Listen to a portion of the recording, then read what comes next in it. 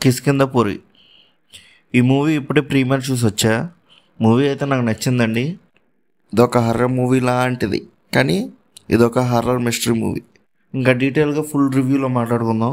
ఇంకా స్టోరీ గురించి మాట్లాడుకుంటే బెల్లం గారు ఇంకా మన ఉప్మా పాప ఒకరి దగ్గర పనిచేస్తూ ఉంటారు.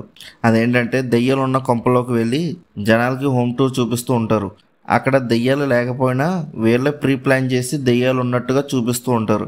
బట్ ఒకరోజు బెల్లం గారు అండ్ అనుపమ జనాలతో కలిసి ఒక పాత రేడియో ఆఫీస్ ప్లేస్కి వెళ్తారు. అక్కడ జరిగే కొన్ని సంఘటనల వల్ల వీళ్ళు భయపడి బయటకు వచ్చేస్తారు. ఇంకా నెక్స్ట్ ఏం జరిగింది అనేది స్టోరీ. ఇంకా హర్రర్ సీన్స్ గురించి మాట్లాడుకుంటే హర్రర్ సీన్స్ అయితే అంత ఎక్కువగా లేవు. 3 షాట్స్ మాత్రమే భయపడేలా ఉన్నాయి అంతే. నాకైతే ఒక సీన్ మాత్రమే నచ్చింది, మిగతా ఓకేగా అనిపించాయి. ఇంకా మూవీ ఇంటర్వెల్ నుంచి క్లైమాక్స్ వరకు మంచి థ్రిల్లింగ్గా తీసుకువెళ్ళారు. అస్సలు ఎక్స్పెక్ట్ చేయలేదు ఇలా ఉంటాయని ట్విస్ట్ అనేవి. ట్విస్ట్ అయితే చాలా బాగా రాసుకున్నారు. ఇంకా ఈ మూవీలో యాక్టర్స్ గురించి మాట్లాడుకుంటే అందరూ చాలా బాగా చేశారు. బట్ మెయిన్గా శాండీ మాస్టర్ యాక్టింగ్ అయితే పీక్స్. అసలు సెకండ్ హాఫ్లో వస్తారు ఫ్లాష్ బ్యాక్ సీన్స్లో.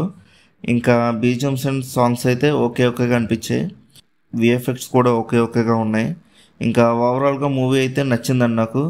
భయపడే సీన్స్ అయితే పెద్దగా లేవు, కానీ మూవీలో ట్విస్ట్ అయితే చాలా బాగా నచ్చాయి.